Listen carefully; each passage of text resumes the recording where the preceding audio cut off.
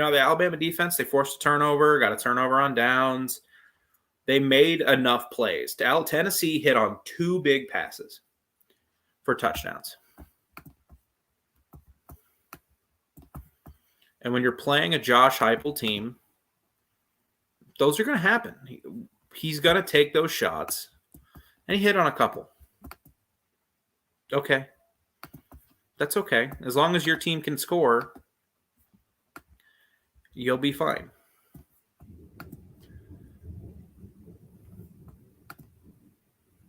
Yeah, the 57-yard to Peyton, and then the 70-yarder Tillman.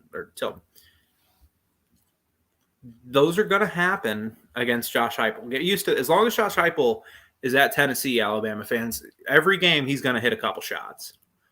It's what he did at Missouri. It's what he did at UCF. It's what he did at Oklahoma when he was offensive coordinator. And they never threw the ball downfield. But with Josh Heupel, they're going to take some shots downfield.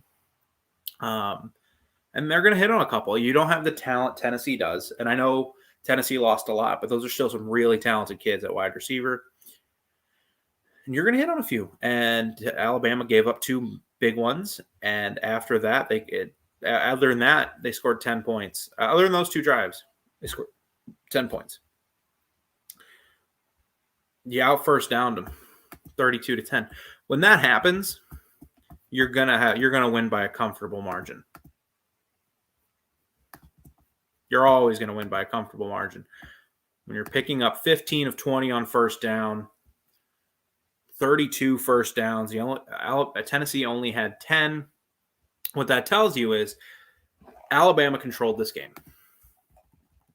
And they did. The time of possession was 40 minutes and 26 seconds to 19 minutes and 34 seconds. And a big part of that was because Tennessee couldn't get off the field on third down. And their offense struggled at times to get anything going.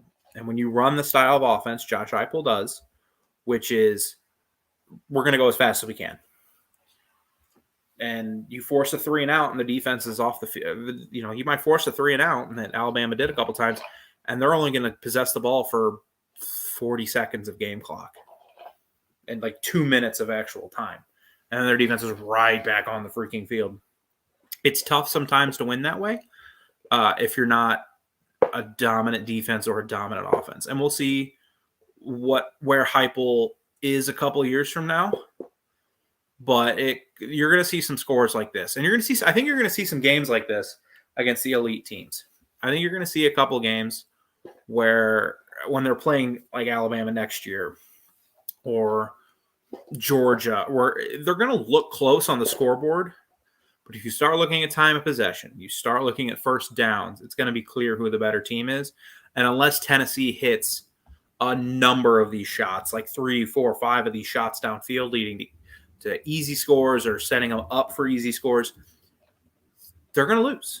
And it's going to look uglier than it probably was for the most part. Like today's game wasn't a blowout for the most part. I mean, it was 24-17 going into the fourth quarter. It was 31-24 at one point.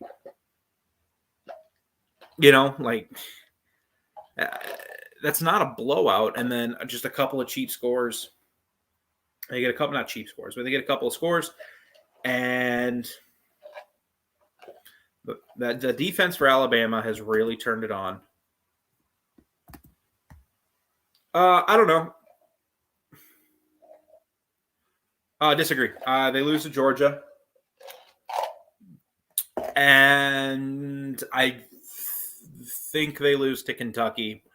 But that should be a really good game. That's one of those games where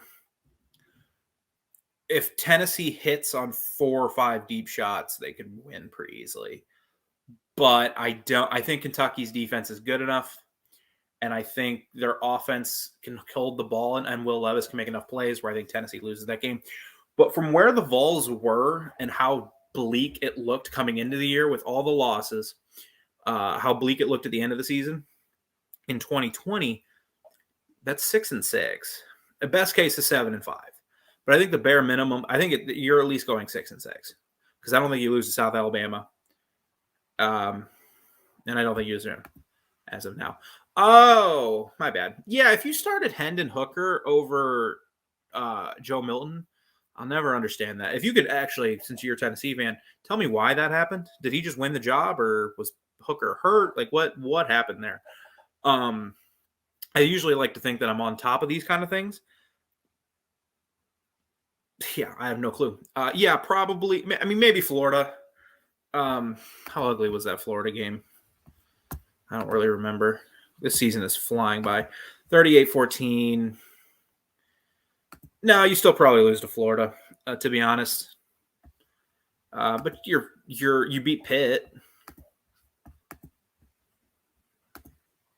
You beat Pitt with no problem, and I mean you did lose to Ole Miss last week. So no, you still the only flip is probably the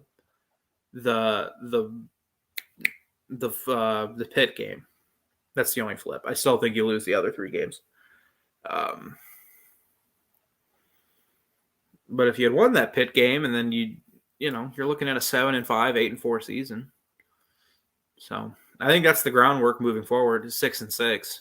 I don't think it'll be like Pruitt where you went 8-4 or whatever that one year. What was that? 2019.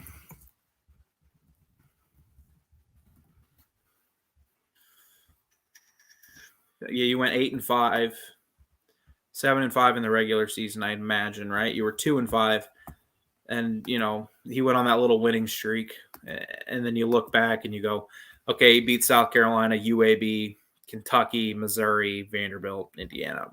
Woohoo. But